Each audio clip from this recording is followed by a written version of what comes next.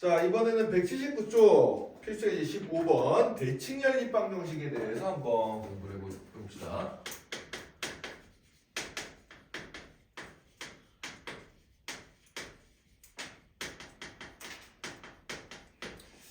자, 연립방 정식이니까 미지수가 일단 여러 개 있는 거예요. 근데 이제 대칭이란 말이 나왔습니다.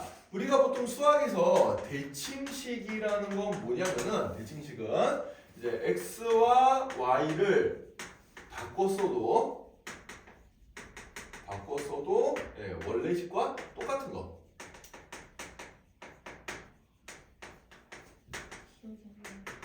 요런 걸 이제 대칭식이라고 그래요. 대표적인 대칭식이 뭐 예를 들면은 이런 거예요. x 더하기 y는 3이다. 이런 식 봅시다. x 자리에 y 넣고 y 자리에 x 넣어도 원래식이랑 어때요? 똑같죠? 뭐 또는 x 곱하기 y는 7이다. 이런 거. x 자리에 y 넣고 y 자리에 x 넣어도 어때요? 똑같죠? 뭐 또는 x제곱 더하기 y제곱은 뭐 10이다. 뭐 이런 거. x 자리에 y 넣고 y 자리에 x 넣어도 어때요? 똑같죠? 그죠? 요렇게 생겨먹은 것들이 뭐다? 대칭식이다. 라는 겁니다. 대칭식. 자, 보통 이제 대칭 연립방 정식의 목적은 더한 값과 곱한 값을 찾는 게 목적이 되겠어요. 그래서 x 더하기 y의 값과 xy의 값을 요거를 찾자. 요거를 찾아주면은 우리가 그 다음에는 식을 좀 빨리 풀 수 있다. 이런 얘기인데, 자, 어떤 방식으로 푸는 건지 필수예제 15번의 1번 문제 1번이랑 2번을 2번만 한번 풀어볼까? 2번만 한번 풀어봅시다.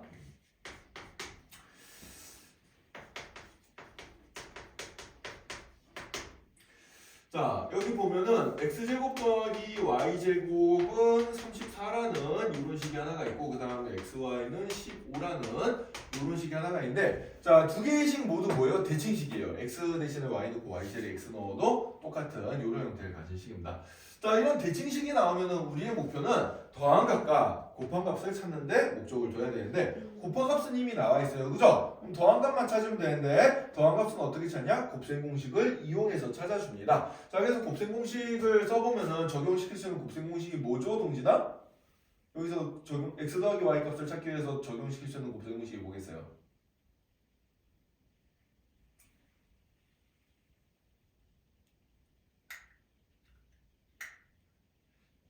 이번 주말에 선생님한테 돈 좀 낼 생각이신가요?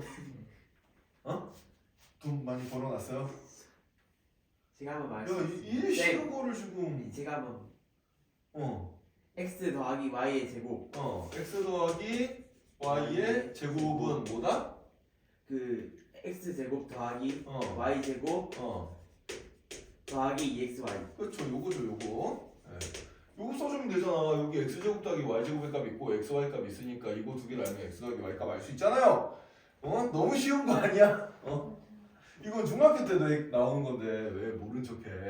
자, 여기다 대입시키면 x 더하기 y 값 찾을 수가 있습니다. 그래서 한번 찾아볼게요. 그럼 요 녀석이 34고, 그지? 요 녀석이 15란 말이야. 그럼 여기 계산해주면 얼마가 나와요? 64가 나오죠? 따라서 x 더하기 y의 값은 어떻게 나와? 플러스 마이너스 8 이렇게 이제 나오게 됩니다.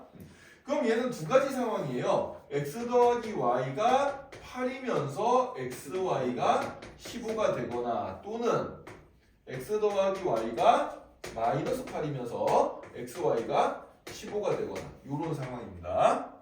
자, 그럼 여기서 이제 x 더하기 y랑 xy 값을 찾았어요. 그럼 얘를 찾아서 이제 어떻게 생각해 주면 되냐면, 여기가 이제 진짜 중요한 파트인데, 자, 여기 찾았으면은 얘는 t제곱 마이너스 ut 더하기 v는 0에 요런 t에 관한 2차 방정식의 두근이 바로 x랑 y가 된다라고 생각을 해주면 됩니다. 그러니까 우리가 두근의 합과 두근의 곱 이런 거 이제 2차 방정식에서 근각계수 관계에서 배웠잖아요. 그죠? 자, 그걸 써먹는 거예요. 두근 x랑 y를 두 개의 근으로 치면은 두근의 합과 두근의 곱이 있는 거니까 이 xy를 근으로 하는 어떤 t에 관한 2차 방정식이 있을 거다. 그럼 이제 근각계수를 써주면 t 앞의 계수가 더한 값에 음수 붙인 거, 그 다음에 상수항이 두근의 곱이니까 여기 v 이렇게 이제 넣어주면 되겠죠. 그죠? 요걸 이용해서 2차 방정식 거꾸로 빨리 만들어서 푼다라고 생각해주면 돼요. 뭔 얘기인지 이해돼요? 자, 예를 들어서 요거 보자. 더한 값이 8이고 곱한 값이 15가 되는 xy를 찾기 위해서는 어떻게 생각해 주면 되냐면, t제곱 마이너스 8t 더하기 15는 0. 이 녀석의 두 근이 뭐가 된다? x랑 y가 된다라고 생각해 주면 되는 겁니다. 자, 그럼 이 녀석은 인수분해가 되잖아요. 곱해서 15 되고 더해서 마이너스 8 되는 숫자가 뭐가 있어요? 그렇지. 그래서 얘가 t-3, t-5는 0 이렇게 인수분해가 되니까 t값은 3 또는 5가 나올 거란 말이야. 그러면은 x값이 3이라면 y값이 얼마가 되는 거예요? 5가 되는 거고 x값이 5면은 y값이 얼마가 되는 거야? 3이 된다. 이렇게 생각해 주면 돼요. 그럼 얘도 마찬가지입니다. 자, 요런 xy를 두고 놀아는 2차 방정식은 x제곱 더하기 8, t제곱 더하기 8t 더하기 15는 0이 되겠죠. 얘는 인수분해 해주면은 t 더하기 3, t 더하기 5는 0으로 인수분해가 되니까 자, 그럼 x값이 마이너스 3이면 y값은 마이너스 5가 되는 거고 x값이 마이너스 5면 y값은 얼마가 돼요? 마이너스 3이 된다. 그래서 이 방정식의 근은 이렇게 이제 네 쌍의 근이 나오게 된다라고 찾아주면 되는 겁니다. 이해됐나요? 네. 자, 그래서 대칭식은 이렇게 이제 x랑 y를 이제 바꿔도 원리식이랑 동일한 식을 대칭식이라 그러는데 이런 형태가 나면 우리의 목적은 뭐죠? 우리의 목적은 더한 값과 곱한 값을 찾아가지고 x랑 y를 두 근으로 하는 이차 방정식을 만들어서 이제 풀어주면 편하다. 이런 식으로 생각해주면 된다는 얘기예요. 자, 그럼 이 문제는 이제 약간 응용한 다음 문제 필수의 이제 16번 문제를 봅시다. 16번 문제가 굉장히 중요한 문제라서 얘는 대칭식을 이용한 게 아니네. 대칭식이 아니네요. 자, 그래도 중요한 문제입니다. 자, 필수예지 16번은 이제 중요하니까 별표 3개 쳐놓고 보도록 하자. 얘는 대칭식인 줄 알았더니 대칭식 문제는 아니네요. 자, 쌤 근데 있잖아요. 예. 이거 특강 있잖아요. 예. 여기까지 안 거죠 이거 특강. 그래서 수능에는 안 나오지만 네. 내신에는 나올 수 있습니다. 그래서 알려준 거예요. 학교 선생님 따라서 이게 교육과정 외라고 돼 있는 거는 무슨 의미야? 선생님이 이거 여러 번 얘기했지만 교과서마다 여러분 몇 종 교과서예요? 9종 교과서잖아. 그래 안 그래? 교과서마다 있는 교과서도 있고 없는 교과서도 있고 교과서에 없어도 학교 선생님이 알려줄 수도 있고 안 알려줄 수도 있어요. 네, 거기에 따라서 낼 수도 있고 안 낼 수도 있는 겁니다. 그래서 상황을 모르기 때문에 다 하는 거예요. 알겠어요? 특히 어려운 학교 시험이 좀 어렵게 나오는 학교들은 낼 수 있다. 충분히. 네. 그리고 알아두면은 뒷단원 가서 다른 거 할 때도 도움이 많이 되는 파트예요. 그래서 선생님이 굳이 해주는 겁니다. 네. 자, 필수예제 16번 문제 봅시다. 자, x 더하기 y가 k, 그 다음에 마이너스 y제곱 더하기 2xy는 3. 자, 얘는 이제 몇 차랑 몇 차가 연립돼 있지? 1차랑 2차가 연립돼 있습니다. 미지수가 물론 k라는 녀석이 하나 보이긴 하는데 기본적으로 x랑 y를 미지수로 두면은 1차랑 2차 연립 방정식이 돼 있어요. 자, 그럼 1차 연립 방정식은 어떻게 풀어? 대입법 써서 풀어준다 그랬지, 그지? 자, 일단 대입법을 써줄 거야. 그래서 위의 식을 y는으로 풀어준 다음에 이 y를 갖다가 밑에다 대입을 한번 해볼 겁니다. 자, 그럼 어떻게 되겠어요? 마이너스에 자 통째로 대입할 땐 가로 치라 그랬죠. k-x 전체의 제곱 이렇게 써주고 더하기 2배 x 곱하기 y 자리에다가 통째로 역시 가로 쳐서 대입을 시켜줍니다. 자, 그럼 얘는 이제 미지수가 하나로 줄었어요. x에 관한 2차 방정식이 되겠지, 그치? 자, 2차 방정식을 내가 원활하게 풀기 위해서는 내림 차순 정리를 항상 해줘야 돼요. 자, 일단 전개를 시킨 다음에 내림 차순 정리를 한번 해보자.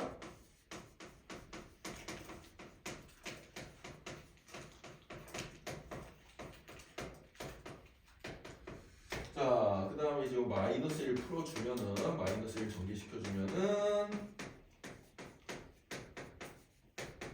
x에 관한 내림차수니까 x를 뒤에다 쓸 거예요. 자, 그러면은 여기 이제 마이너스 x제곱과 마이너스 2x제곱이 있으니까 마이너스 3x제곱 그 다음에 플러스 2kx 두 개 있으니까 플러스 4kx 그 다음에 마이너스 k제곱 빼기 3은 0 이렇게 되죠. 그죠? 일단 마이너스가 좀 많이 보이니까 양변에 마이너스 1 곱해서 개수를 이쁘게 만들자.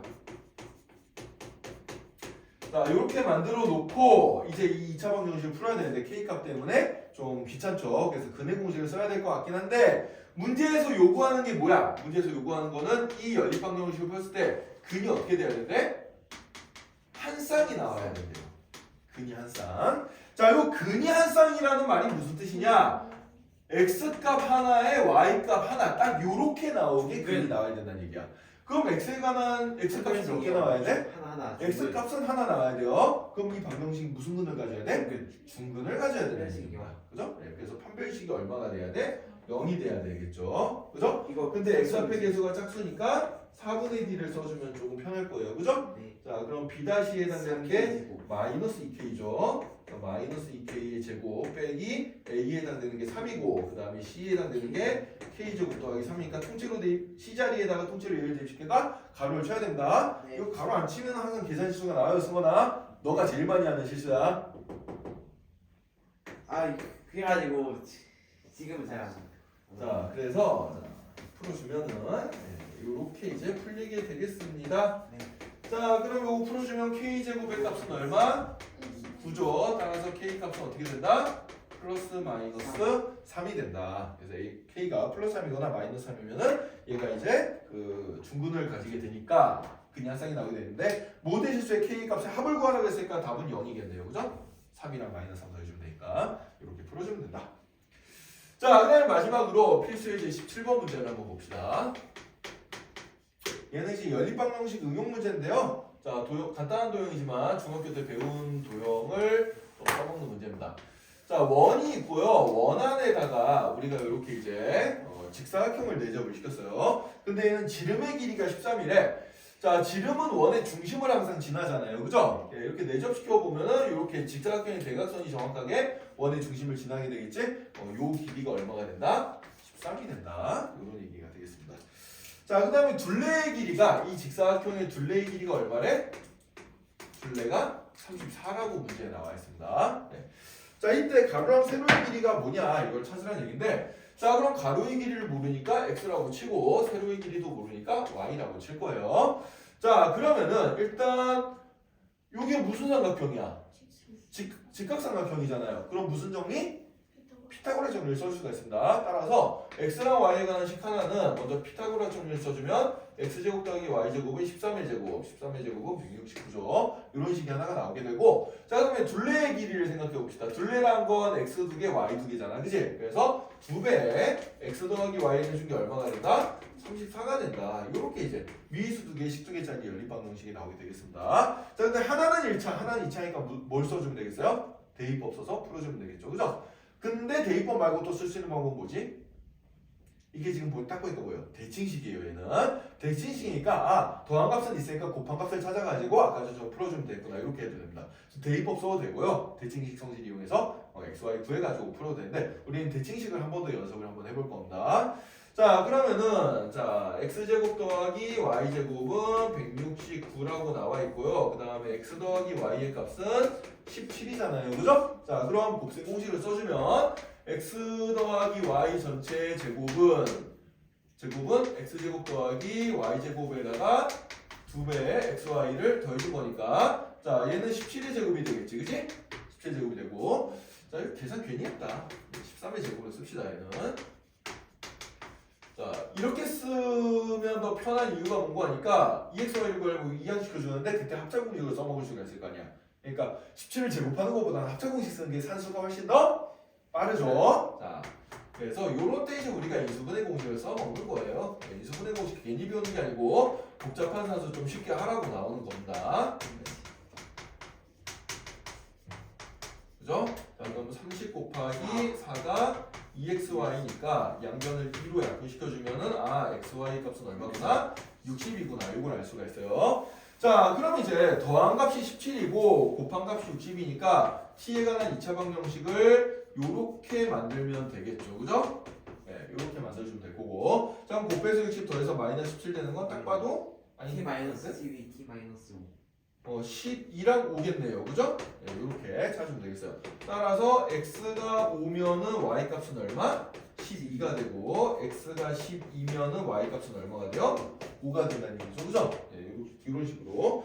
자, 근데 문제에서 가로가 세로보다 길다 그랬으니까 가로가 세로보다 긴 녀석은 요 녀석입니다. 그죠? 네, 따라서 이렇게 가로 12, 세로 5 이렇게 찾으면 되겠습니다. 간단하죠? 네. 그래서 뭐 응용 파트는 뭐 다른 거 없고요. 미지수 잘 잡고 그 다음에 방정식 잘 식의 개수만큼 문자의 개수만큼 C의 개수를 찾아주면 되는데 여기서 나온 조건은 지름이 13이니까 그걸로부터 피타고라스 정리 써서 식 하나 찾고 그 다음에 여기 둘레 길이가 34라고 나와 있으니까 또 둘레 길이 이용해서 식 하나 잡고 이렇게 잡아주면 된다는 얘기예요. 이해됐나요?